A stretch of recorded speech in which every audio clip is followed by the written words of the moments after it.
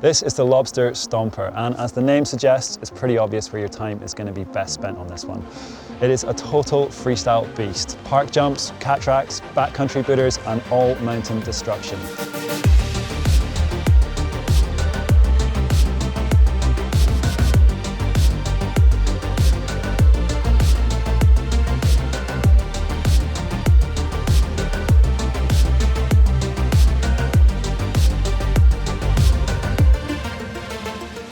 Take a look at Lobster's entire lineup of snowboards and you go from something like Aki's super soft jib specific pro model right up to the absolutely bonkers all mountain charger, the Sender.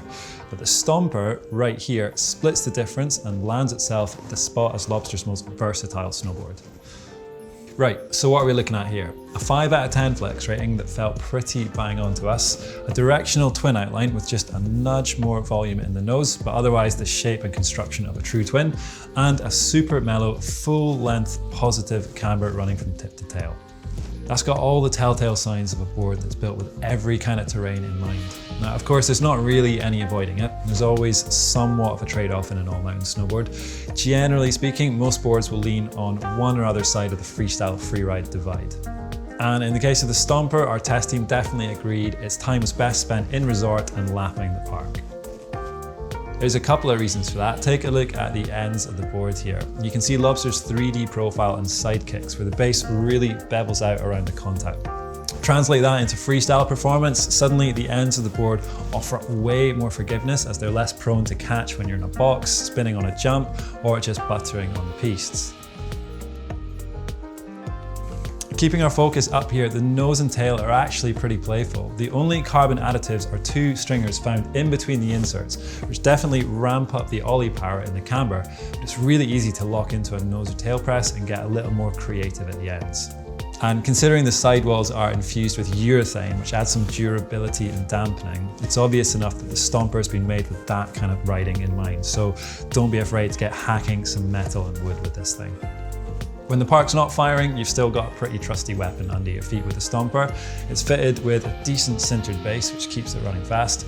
Triax fiberglass adds some more torsional stiffness as well as longitudinal rigidity, and that'll make the board feel much more reactive at higher speeds when you're pushing it a bit more.